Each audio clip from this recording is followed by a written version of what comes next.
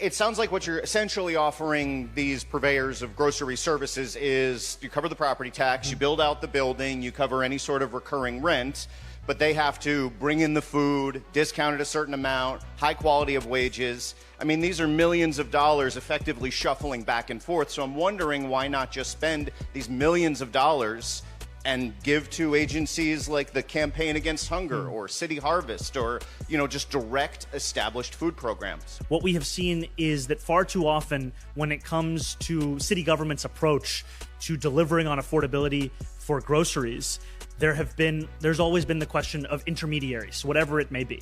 And we are excited to deliver directly to New Yorkers that lower cost of essential goods. America, Amazon just closed every single one of its fresh grocery stores, 57 of them gone nationwide. A $2 trillion company with some of the best logistics operations on the planet looked at the grocery store business and walked away. The same month Amazon finished packing up, New York City opens its first grocery store. And the cost, $30 million for one building, the size of Walgreens. Here's how it will work.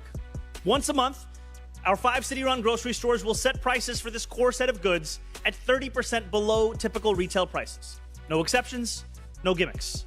The savings will last for the entire month. That means no weekly fluctuations nor sticker shock at the checkout line.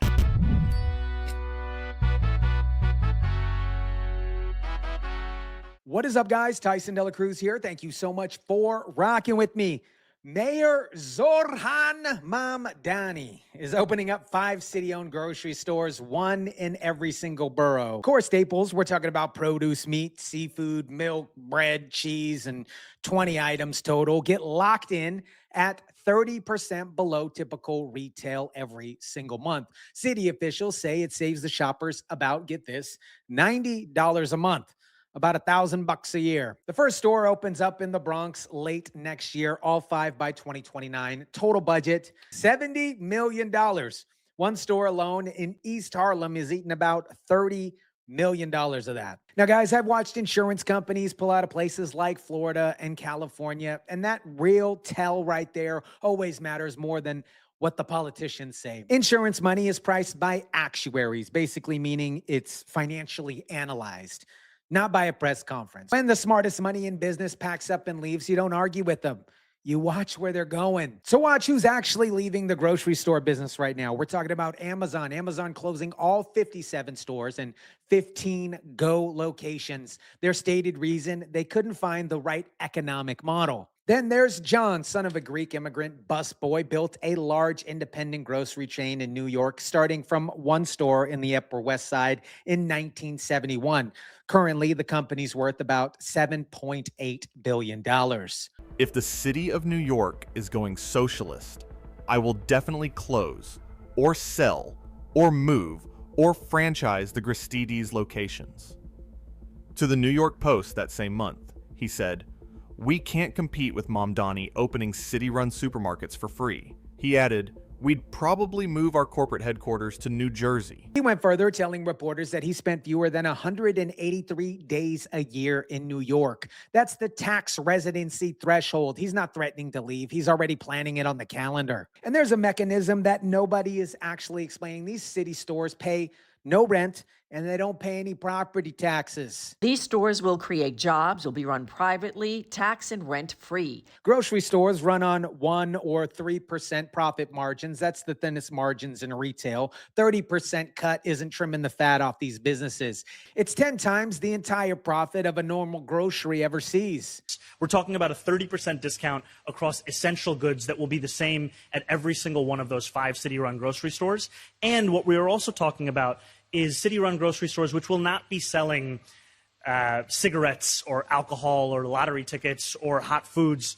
Those are a lot of the places that drive revenue for a lot of existing grocers, existing bodegas. This is an approach that looks to address the question of affordability and food access without also harming the ability for other entities to continue to exist. Now we got to give credit where credit is due, because I got to give you some fair stuff here. Reuben Luna owns 18 supermarkets in Harlem and moved here at the age of 14 with absolutely nothing. Isn't the only grocer voice in this store a union representative. Thousands of grocery workers actually back the plan. And not every single bodega owner is against this either. There isn't a clean, one-sided fight here. His first job that he got that year was in a grocery store. Now he owns 18 supermarkets, the American dream.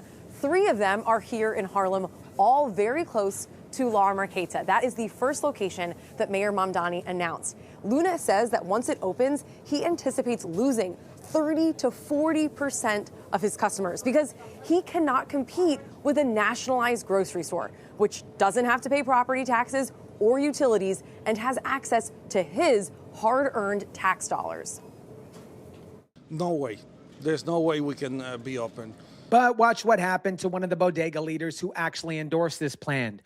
Radamas Rodriguez represents, I liked how I rolled my R's there. Radamas Rodriguez represents roughly, Radamas Rodriguez represents roughly 14,000 bodegas. He held out until the city promised him an association that they would get an actual real say on how these stores are built. The 44-page RFP, request for proposal, went out anyways. I'm getting tongue-tied today, you guys. There was no say, there was no pause, just absolutely paperwork, and they pushed it forward exactly like they planned, like they never even going to have a meeting with anybody. And for those of you who've been following this channel for a while, you know that this experiment already ran once. And you guessed it, it failed. The city of Kansas City is the landlord for the property where Sunfresh operated right back here. Now there's a new operator on board for the grocery store, scheduled to reopen it sometime next month, but as of last August, it had closed, a black drape thrown over the Sunfresh sign. The store's operators at the time, Midtown Grocers LLC and Community Builders of Kansas City, blaming crime in and around the Linwood Shopping Center as a major factor leading to that closure. Now those two entities are suing Kansas City, arguing the city failed in its lease obligations. Kansas City already tried city-owned grocery stores, and they shut them down. The operators who ran it are now suing the city that owned the building, saying the city let crime run wild and never maintained its own property. So follow the yellow brick road in Manhattan with me.